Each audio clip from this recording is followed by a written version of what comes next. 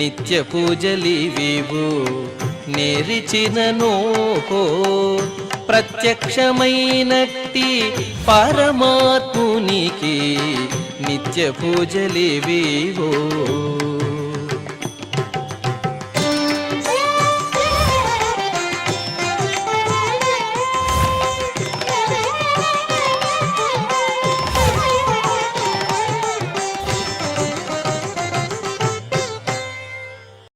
ఓం నమో వెంకటేశాయ. ఈరోజు గురువారము, శ్రీ విశ్వావసునామ సంవత్సరము, ఉత్తరాయణము, హేమంత ఋతువు, పుష్యమాసము, కృష్ణపక్షము, ద్వాదశి తిథి, జ్యేష్ఠ నక్షత్రము, జనవరి 15, 2026.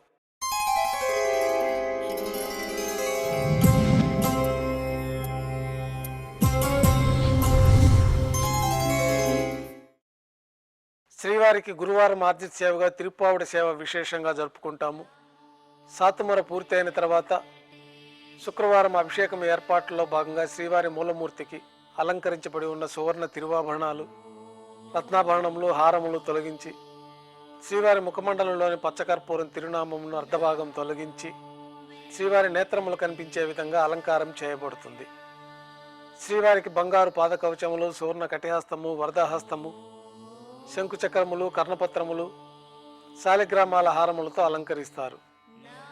గర్భాలయం శుద్ధి గావించి మాధ్యాహ్నిక ఆరాధనలో భాగంగా బంగారు పంచపాత్రలో శుద్ధ జలాన్ని నింపుకొని శ్రీ వైఖానస ఆగమోక్తమైన ఉపచారాలు స్వామివారికి, ఉత్సవమూర్తులకి నిర్వహించి అష్టోత్తర శతనామావళితో అర్చన జరపబడుతుంది. మాధ్యాహ్నిక నైవేద్యంలో భాగంగా పాచక కైంకర్య పొరలు సుమారు 450 కిలోల పరిణామంలో తింత్రిణీ రసాన్నం అంటే పులిహోర గరుడాల్వారు ముందు వెండి పీఠం పైన రాశిగా పోసి అలంకరించి 8 దిక్కులు శిఖరములుగా ఏర్పాటు చేసి నారికేల అర్థఫలములు మరియు పుష్పముల చేత అన్ని దిక్కులు యందును ముఖభాగం నందును రమణీయంగా అలంకరించి శ్రీవారి దృష్టి గోచరించినట్లుగా ఏర్పాటు చేస్తారు. గర్భాలయంలో విశేషమైన లడ్డూ ప్రసాదము, వడ, అప్పము, జిలేబీ, మురుకు, పాయసము, అన్నప్రసాదాలు ఘంటానాదం మధ్య మాధ్యాహ్నిక నైవేద్యంగా సమర్పించి అన్నకూటం చుట్టూ ఏర్పాటు చేసిన తెరను తొలగించి తిరుప్పావుడి సేవలో భాగంగా వేద పండితులు బంగారు వాకిలిలో శ్రీ శ్రీనివాస గద్య పఠనం చేస్తారు.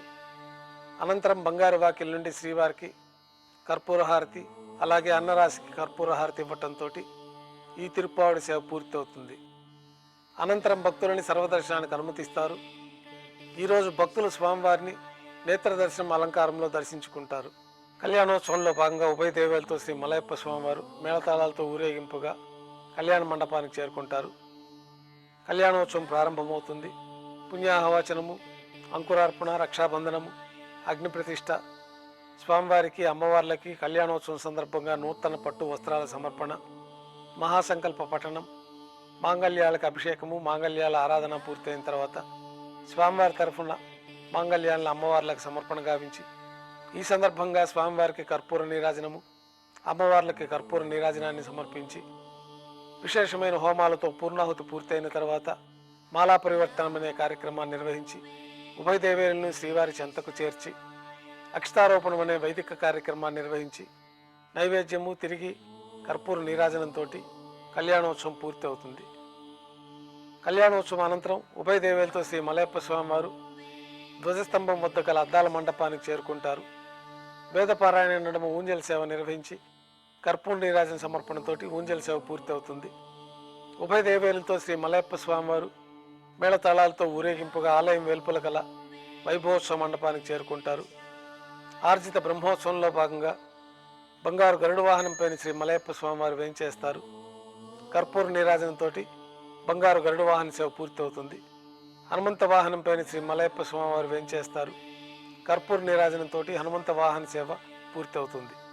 పెద్ద శేషవాహనంపైన శ్రీ మలయప్ప స్వామివారు వేంచేస్తారు. కర్పూర నీరాజన సమర్పణతోటి పెద్ద శేషవాహన సేవ పూర్తి అవుతుంది.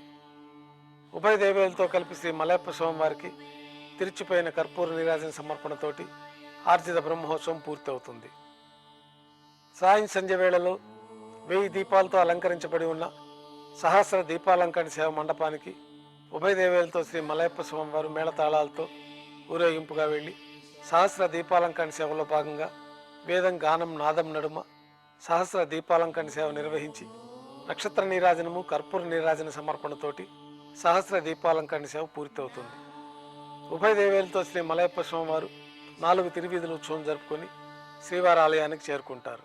వెంటనే రాత్రి తోమాల సేవ ప్రారంభమవుతుంది. గురువారం సాయంత్రం స్వామివారికి పూలంగి సేవ నిర్వహిస్తారు. సాయంకాలం ఆరాధనలో భాగంగా గర్భాలయం శుద్ధి చేసి పంచపాత్రలో శుద్ధ తోయాన్ని నింపుకొని స్వామివారికి ఉత్సవమూర్తులకి శ్రీ వైఖానస ఆగమోక్తమైన ఉపచారాలు సమర్పించి వివిధ సుగంధ పుష్పాలతో స్వామివారి దివ్యమంగళ స్వరూపం అంతా పుష్పమాలలతో అలంకరించి పుష్పమాలికలతో కిరీటాన్ని సమర్పించి సూర్యకటారిని స్వామివారికి అలంకరించి ఉత్సవమూర్తులకు పుష్పమాలికలు సమర్పించి చతుర్వేద మంత్రాలతో మంత్రపుష్పాన్ని సమర్పించిన తర్వాత నక్షత్ర నీరాజనము కర్పూర నీరాజనంతో పూలంగి సేవ పూర్తి అవుతుంది. తులసీ దళములతో అష్టోత్తర శతనామావళితో అర్చన జరుగుతుంది. రాత్రి నైవేద్యంలో భాగంగా అన్నప్రసాదాలు పంజారాలు దోశ ఘంటానాదం మధ్య నైవేద్యంగా సమర్పించి తిరువీస నైవేద్యం పూర్తయిన తర్వాత భక్తులని పూలంగి సర్వదర్శనానికి అనుమతిస్తారు. ఏకాంత సేవలో భాగంగా ఉదయం సమర్పించిన పుష్పమాలికలు రాత్రి సమర్పించిన పుష్పమాలికలు సళ్లింపు చేసుకుని గర్భాలయాన్ని శుద్ధి చేసుకొని బంగారు పంచపాత్రలో బ్రహ్మ తిరువారాధన కోసమే బంగారు బిందెలోని తీర్థాన్ని సమర్పించి ఏకాంత సేవలో భాగంగా కౌతుకమూర్తి అయిన శ్రీ భోగ శ్రీనివాసమూర్తి వారిని బంగారు పట్టు పాన్పు పైన వేంచేపు చేసి ఈ సందర్భంగా దారోష్ణమైన గోక్షీరము జీడిపప్పు ద్రాక్ష కలకండ కలిపిన మిశ్రమాన్ని నైవేద్యంగా సమర్పించి వివిధ రకాలైన ఫలాలు నైవేద్యంగా సమర్పించిన అనంతరం కర్పూర నీరాజనంతో ఏకాంత సేవ పూర్తవుతుంది. ఓం నమో వెంకటేశాయ.